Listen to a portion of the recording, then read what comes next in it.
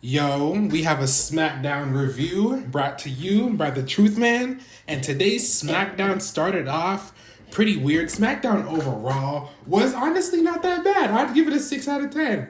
It was pretty decent today. So it started off with Trish Stratus. She came out. I don't know what was going on, but Trish Stratus and Tiffany were out there. It seemed like they were bullshitting. Cause it was like a weird promo. It's like I don't know, man. It's like they both don't know how to cut a fucking promo. Cause I don't know what was happening. They threw their shirts out, unsynchronized and weird. It was weird, man. It was so goddamn weird. But yeah, like I was looking for pictures of this on YouTube, and they cut out that whole segment.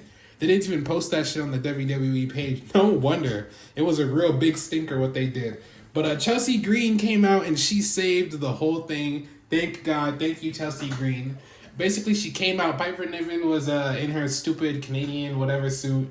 But Chelsea Green, she started talking to Tiffany and basically all of Canada. She was basically hating on Canada, saying that America's where it's at, even though she's Canadian, so she's getting that heat, whatever. But what ends up happening is that it sets up a match between Chelsea and Tiffany Stratton. They have their match and it was like what, 4 minutes? But they have their match and it ends in DQ because Nia Jax and Candice LeRae come out and they start goddamn fighting them. And in the end, even though like they started beating them down, they were in the ring fighting, yada yada yada. In the end, Nia Jax and Candice LeRae ended up running, and Tiffany Stratton and Trish Stratus were victorious in the ring because it was Toronto and whatever. Honestly, it was a real big stinker at the beginning. I don't know what was happening with Trish. Please go watch what happened. I mean, they didn't even fucking post it, but you can probably find it somewhere. It was really bad. Tiffany Stratton cannot do anything relating to a promo. It's either it's Tiffy time or it's always Tiffy time, and that's all. Tiffy time, and she's the best, and that's it. And she's going to beat Charlotte Flair. She needs to do some promo work.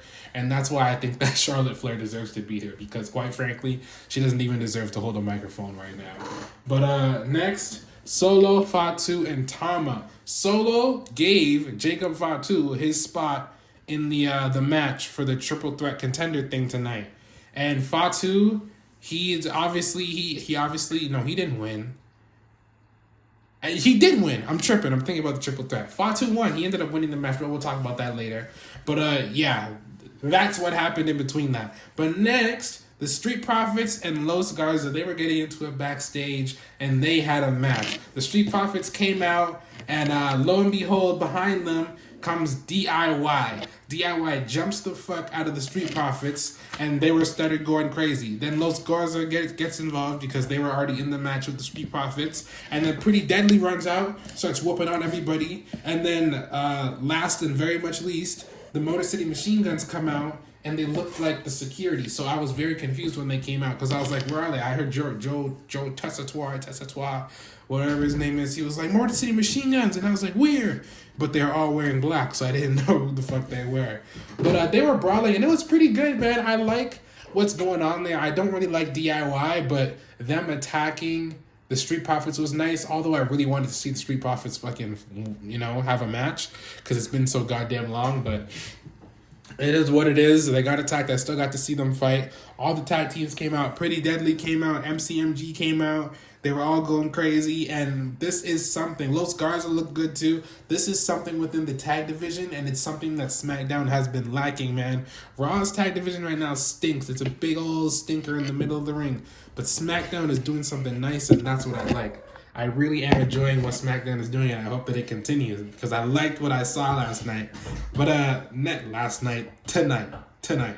Next, we had a John Cena vignette, and Drew actually cut this shit off. He cut this shit off, and he started talking shit about John Cena. He was saying that he essentially just doesn't like Cena. He thinks that Cena's a goddamn punk for walking his way into the chamber. And he starts talking and complaining like Drew usually does, and Damian Priest ends up coming out. Damian Priest was like, Drew, enough. Da-da-da-da-da. All you do is complain online. You were obsessed with Drew. You were obsessed with Drew. You were obsessed with CM Punk. You were obsessed with Seth Rollins. And Drew was like, no, I'm not.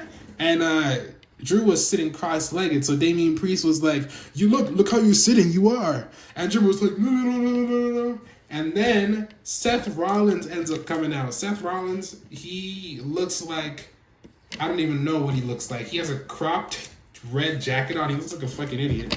Looks like he got it from Becky Lynch's closet. But yeah, he looked really goddamn stupid. He looked really stupid. But he comes out and they're all basically talking shit at each other like, "I'm gonna pin you. No, I'm gonna pin you. Da-da-da-da-da. Da-da-da-da-da." And CM Punk ends up coming out as well. CM Punk starts talking his shit. And he was actually going crazy. He said that Seth Rollins looks like an oven mitt and he cooked him on Raw on Netflix and he's about to cook him in the chamber. Hoo-wee! Come on. Punk actually went crazy with that. But he said that he snatched Drew's soul at Hell in a Cell. All of this stuff. But my question is, CM Punk barely survived Hell in a Cell with Drew. He talked about it like it was career ending. It was, he could barely walk after. Did you see the motherfucker? He basically had on a full body cast. And he was saying like all of this stuff, how it was a career ending match and it could be his last. But now he's about to step in the chamber with 5 other people that want to kill him. And is he just going to be just fine after this? I don't know. He hasn't said anything about how this could be career ending and how he's old and this, that, and the third. It just, But that's neither here nor there. Let's focus on this SmackDown before I go off on some other BS. But, yeah, man, they're all just talking shit about each other. And Logan Paul, listen, that motherfucker Logan Paul, bro, you, as much as you can hate him, he really got me tonight. He really got me tonight. I was saying before SmackDown that I think that there's going to be a surprise entrance. Either The Rock or Cena is going to just pull up. And, oh my God. When I heard Cena's music hit, bro, I was losing. I was like, no, yeah. And they're in Toronto too. Oh, fuck. I saw Cena's music and I was like, no way. No goddamn way Cena is actually here. And then I see the motherfucking Logan Paul. I was so goddamn mad. My smile has never faded so fast in my entire life. As much as you hate Logan, man. That motherfucker Logan, he got me today, bro. He got me today. And I should have known because all of them were out there. Why the hell would John Cena come before Logan Paul? I was thinking, this is weird, but I never, fuck, man. Fuck Logan Paul. He really got me. I thought Cena was coming out, but I'll see him tomorrow, I guess. Fuck, man. Actually pisses me off. But, yeah, man. Oh, fuck. I got to continue with what he was saying. He was saying that Cena doesn't show up. He said that he, slapped Punk, was making fun of all that, and basically saying that he's going to win the chamber. Moving on. Hello, Kitty. Moving on. LA Knight versus Santos Escobar. Okay, who was gonna win this? Be real. Well, of course, LA Knight won this match. It was a pretty decent match. At the end, there was this pretty cool spot where it was like a big ass. What am I saying? Big ass.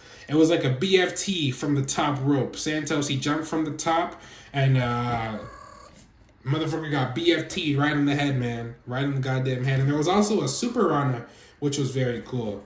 But moving on, next there was the Sami Zayn promo. He came out and he got a pretty nice pop because it was in Canada. He was walking like a president and waving like a president and talking like a president. And I guess it's because he has nerve damage and all this neck damage and he's going into this match so injured. Makes no fucking sense.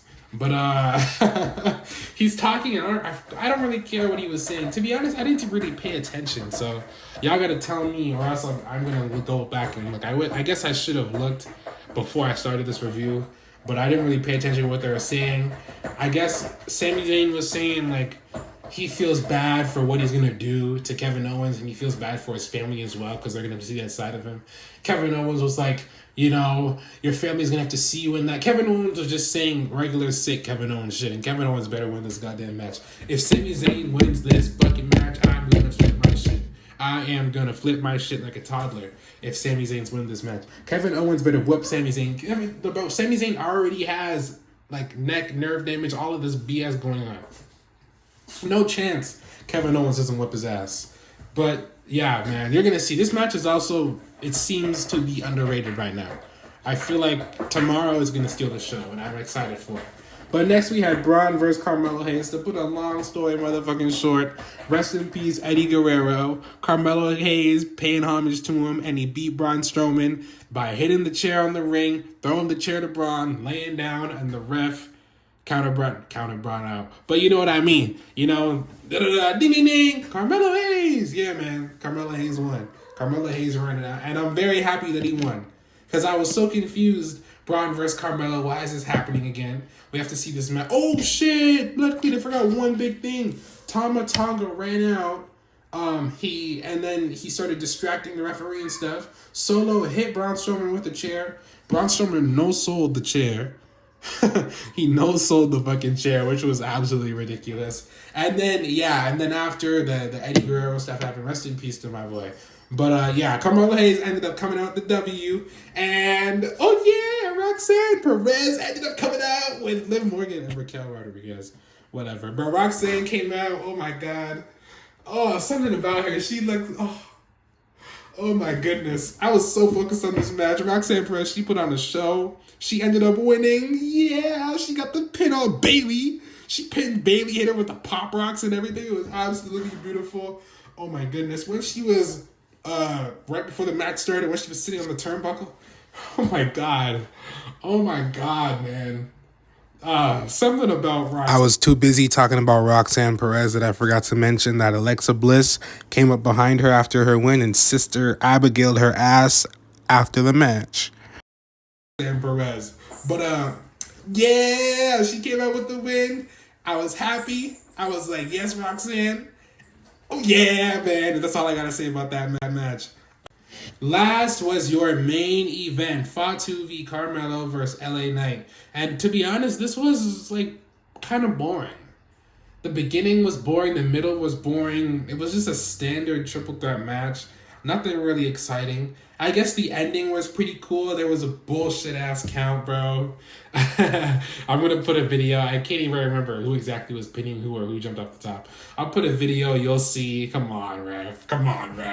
But you know how it goes. It makes sense. LA Knight won, of course, as expected. He's gonna face Shinsuke. He is the number one contender, and it completely makes sense. I remember now.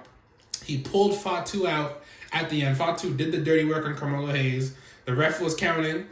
LA Knight pulled out Jacob Fatu and then pinned Carmelo, and he got the 3 count. And now he's the number one contender.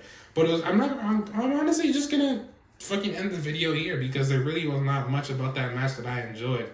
I knew that LA Knight was gonna face Shinsuke again. Who else would it be? LA Knight is probably gonna win back that title. If Shinsuke wins, I don't know. No, there isn't a world where Shinsuke wins. At least, let's hope and pray that Triple L does not do that. But man. So our end segment was Cody Rhodes and The Rock. But before that, Cody Rhodes was backstage on his way to the ring, and he was talking to CM Punk. And basically, Punk said to take The Rock's offer, crumple it up, turn it sideways, and shove it up his part-time Hollywood candy ass. And I like that, but that's besides the point. Cody Rhodes went out to the ring and Michael Cole was interviewing him. Michael Cole, he was punking Cody out, man. He was punking Cody out. He was trying to talk about what went on, and Cody Rhodes was like, no, like the shit he usually does. No, he was going to talk about how he loves the fans, whatever, all that bullshit. And Michael Cole was like, no, Cody, you're deflecting. Somebody finally told this motherfucker to stop doing that BS. But The Rock ends up coming on the Jumbotron, and he starts talking about how just the same shit that he was talking about, man. How him and the Cody are friends, and how he wants to make history with Cody, and how he wants Cody to be his champion. And he said maybe about 10 times that tomorrow night Cody is going to make the decision. He says that Cody has the belt, but he wants Cody's soul, man. He's on the road. He said some shit about a road, man. Dusty roads, something to connect with his dad. All of this stuff. It was like a video game segment. Honestly, it looked like a boss was talking to you from it was so weird. But again, at the end, he said, "Don't break my heart again, Cody."